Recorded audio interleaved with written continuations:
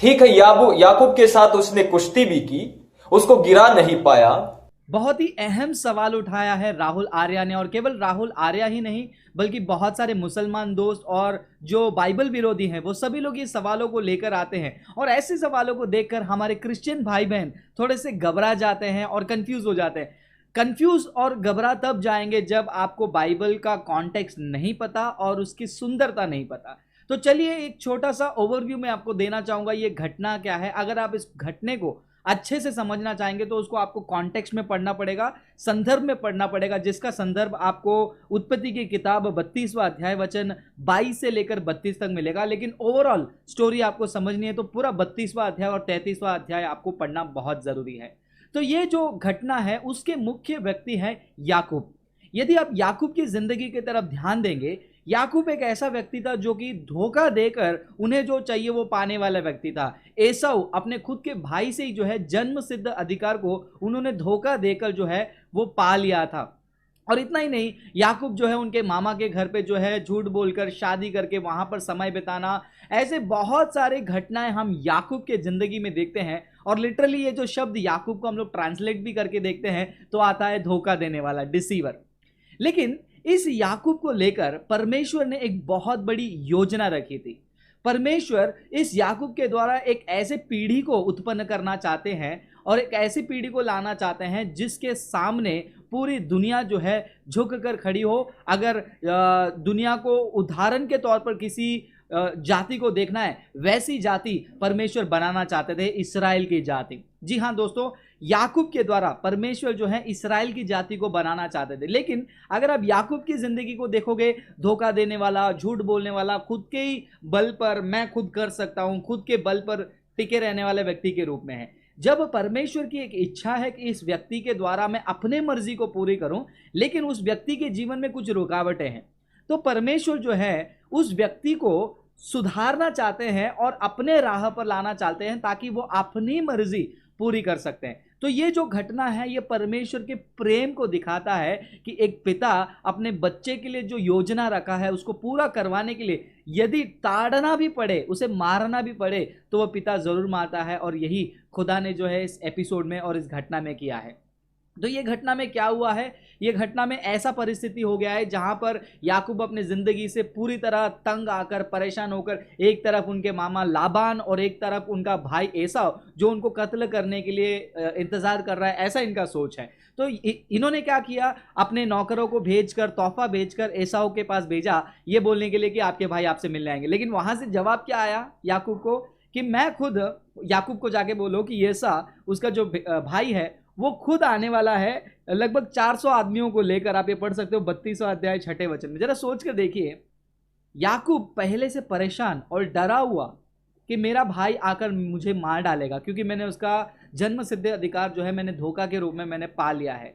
अब ये डरा हुआ याकूब ने अपने पत्नी को, अब सबको भेजकर वो एक जगह पर बैठा है, उसके मन में पूरा डर, भय और दुख के साथ बैठा है, और उसके आगे जिंदगी में क्या होगा इसका उसे कोई पता नहीं। लेकिन ऐसे स्थिति में प्रभु ने उसके लिए एक योजना रखी है, मैंने आपको बताया, और वो योजना को पूरा करने के लिए याकूब को सुधारना है। और दूसरे तरफ याकूब भय के कारण, डर के कारण आशा को छोड़कर बैठा है। तो परमेश्वर को कुछ ऐसा करना था जिसके द्वारा उसके नेचर को भी बदल दे याकूब के, और दूसरा उसके अंदर का डर भय हटाकर उसके अंदर एक आश्वासन दिलाए कि तुम्हारे द्वारा एक बड़ी पीढ़ी आ सकती है। तो इसी कारण वहां पर जब याकूब थे, एक दर्शन उनको मिला, और अचानक से याकूब, सोचो अब से बैठे हैं और वहां पर आराम कर रहे हैं रात के समय में, सडनली एक आदमी आया और उसके साथ लड़ना शुरू किया। कौन है पता नहीं उनको, और लड़ाई शुरू हो गई।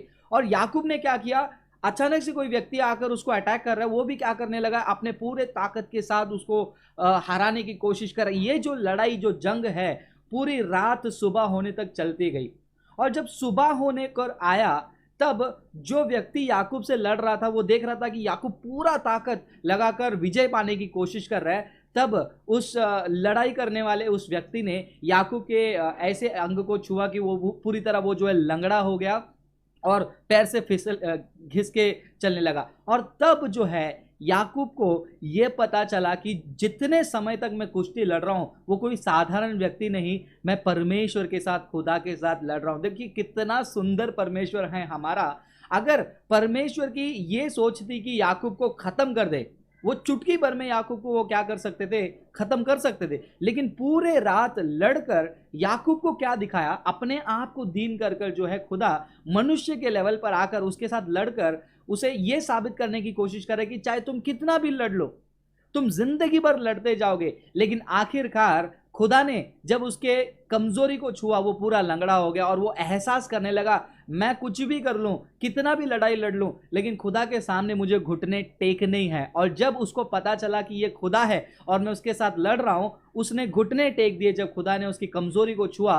और जो व्यक्ति लड़ रहा था, पूरे रात लड़ रहा था, वो क्या करने लगा, आप पढ़ सकते हो 32वां अध्याय 26वें वचन में, वो प्रार्थना कर रहा है, वो विनती कर रहा है और रो रहा है कि अगर आप मुझे आशीष नहीं करोगे तो मैं आपको जाने नहीं दूंगा। तो देखिए याकूब की जिंदगी से हमें क्या पता चलता है कि यदि परमेश्वर आपके जीवन में कार्य को पूरा करना चाहते हैं तो आपको सुधारेंगे, लेकिन हम अपने अंदर ही डर, भय को, दुख को लेकर बैठे रहेंगे, वो भी परमेश्वर की मर्जी को पूरे होने से रोकती है। तो परमेश्वर याकूब से लड़कर उसे आश्वासन दिलाते हैं कि तुम चाहे कितना भी ताकत लगा लो, कितना भी जोर लगा लो, तुम्हें आखिरकार मेरे सामने आना है और मेरी इच्छा मैं तुम्हारे जीवन में पूरी करूंगा जब तुम मुझसे प्रार्थना करोगे कि परमेश्वर मुझे आप आशीष करो। और प्रभु ने क्या किया, आप उस अध्याय को पूरी तरह पढ़ के देखिए, याकूब को वहां पर आशीष किया और उसको एक नया नाम दिया, इस्राएल। और ये जो पीढ़ी है आज पूरे दुनिया में बहुत ही ताकतवर पीढ़ी है, जिस इस्राएल से सभी लोग जलते हैं, उसके विरोध कितने विरोधी उठे हैं लेकिन उनको ढा नहीं पाए हैं। और ये परमेश्वर का चुनिंदा देश, ये परमेश्वर के चुनिंदे लोग जो हैं एक विशेष हैं। तो हाँ दोस्तों, इस घटना के बाद याकूब का जिंदगी पूरी तरीके से बदल गई। और बदला ही नहीं, याकूब जिस चीज को लेकर डर रहे थे, भय के साथ बैठे थे, वो भी सब बदल गया। जो हम 33वां अध्याय में हम पढ़ सकते हैं, अगर आप 4वां वचन के आसपास पढ़ के देखेंगे, जिस भाई से याकूब डर रहे थे वो भाई खुद दौड़कर आकर उसे गले मिलकर उसको चूम रहा है। ये एक घटना के द्वारा हम विश्वासियों को भी ये पता चलता है कि हम चाहे जिंदगी में कितनी खुद की मर्जी से मनमानी कर लें, चाहे हम कितना ही लड़ लें, अगर आप पूरा रात भी लड़ते जाओगे, लेकिन परमेश्वर के सामने अगर आप घुटने टेकते हो, जैसे याकूब की जिंदगी में एक सवेरा आया, आपके जीवन में भी एक सवेरा आएगा। जैसा याकूब का जिंदगी बदलकर एक उदाहरण बनाए पूरे दुनिया के लिए, आपकी भी जिंदगी पूरे दुनिया के लिए एक उदाहरण बनेगी। और आर्ग्यूमेंट रहता है कुछ लोगों का कि वहां पर एक वचन लिखा हुआ है जो मैं आपको पढ़ के सुनाना चाहता हूं। ये वचन को लेकर कुछ लोग जो है आपसे आर्ग्यू कर सकते हैं और वो वचन को हमें समझना बहुत बहुत बहुत जरूरी है। 28वां वचन में हम पढ़ते हैं, no longer will your name be Jacob the man told him but Israel because you have fought with God and with man and have prevailed. यहां पर परमेश्वर कहते हैं कि आपसे तुम्हारा नाम इस्राएल होगा क्योंकि तुमने परमेश्वर के साथ कुश्ती की है और मनुष्य के साथ कुश्ती की है और तुम जीत गए हो। ये वचन पढ़ते समय आपको सोच में आना चाहिए कि याकूब ने कौन सी कुश्ती लड़ी मनुष्य के साथ, वो तो अपने भाई के लड़ाई के लिए इंतजार कर रही है। वचन में परमेश्वर ये बताने की कोशिश कर रहे हैं कि तुम परमेश्वर से कुश्ती लड़े हो लेकिन आशीष पाने में तुम जीत गए हो। ये नहीं कि परमेश्वर से लड़के परमेश्वर से जीत गए, क्योंकि ऊपर का वचन कहता है कि याकूब ने हार मान लिया है, परमेश्वर ने याकूब की कमजोरी को छू लिया है। तो यहां पर ये वचन का मतलब है तुम आशीष मांगने में जीत गए हो, आशीष मांगने में प्रिवेल हो गए हो। विनती कर करके रो रो कर, आप होशेया के किताब में 12वां अध्याय में भी पढ़ सकते हैं। होशेया के किताब 12वां अध्याय पूरा वचन पढ़ के देखिए, 3, 4, 5 ये सारे वचन पढ़ के देखिए, आपको ये घटना वहां पर भी होशेया भविष्यद्वक्ता रिपीट करते हैं। तो प्रार्थना करने में तुम प्रबल हो गए। यदि तुम मुझसे, खुदा कह रहे कि यदि तुम मुझसे प्रार्थना करके विजय पा लिए तो मनुष्य के ऊपर भी तुम विजय पा लिए, इसका अर्थ है।